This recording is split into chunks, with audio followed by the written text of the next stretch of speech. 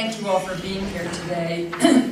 It's wonderful to be back in Morocco for my first visit as Deputy Secretary of State, and on this day of International Women's Day, as the Minister said, I'm the first woman Deputy Secretary of State, and I trust that Morocco will do it faster than we did, since it took me getting white hair to be the first woman.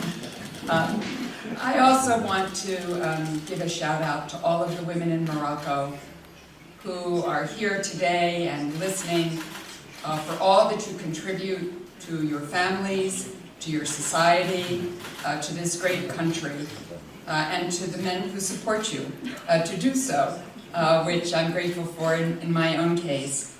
I also want to echo the Secretary of State, who earlier today made a special tribute to the women of Ukraine.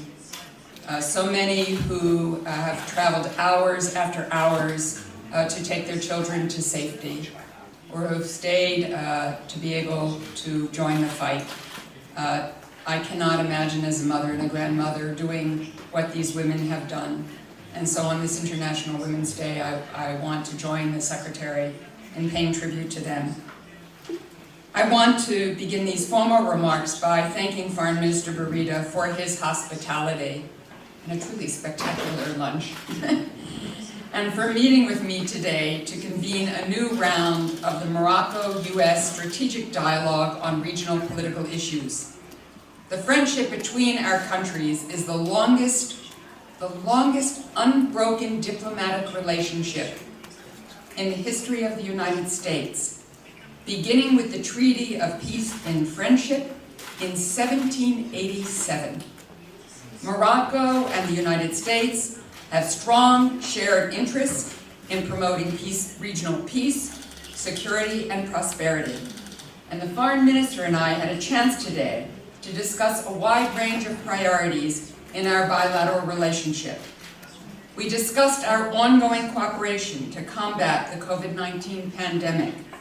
The United States is proud to support Morocco's highly successful vaccination campaign.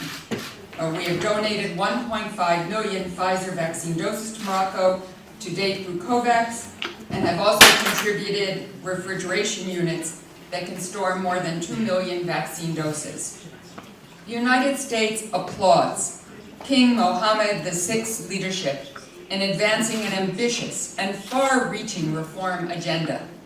The Foreign Minister and I discussed our shared commitment to gender equality and promoting the rights of women and girls.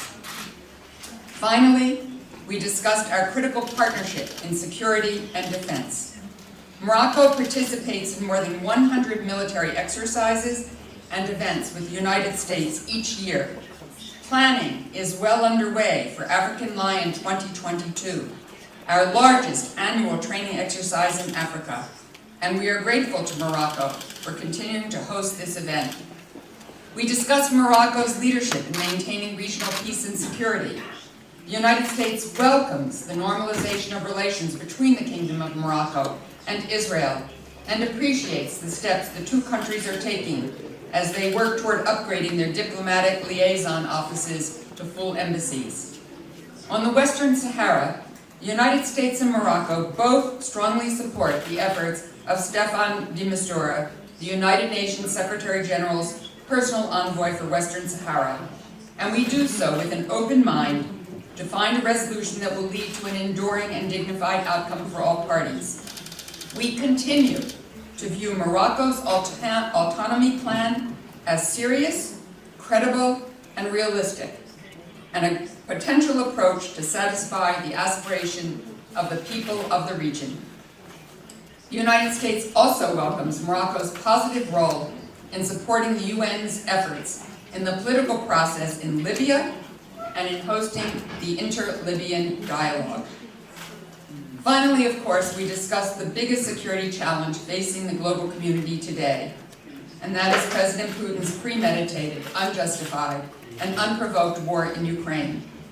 The United States is united with Ukraine, which has done absolutely nothing to threaten Russia.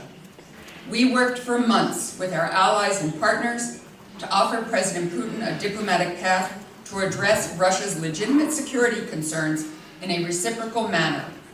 But President Putin rejected diplomacy and chose instead to launch a massive assault on a sovereign nation.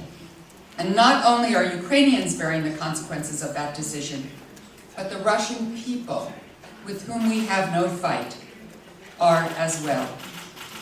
The United States is coordinating on an ongoing basis with our allies and partners around the world to impose severe costs and consequences on President Putin and his enablers for the unprovoked war on Ukraine. We call on President Putin to agree to a ceasefire, immediately withdraw his troops from Ukraine, move the forces he's built up away from Ukraine's borders, and as Morocco has, to call for dialogue to get to peace. Thank you.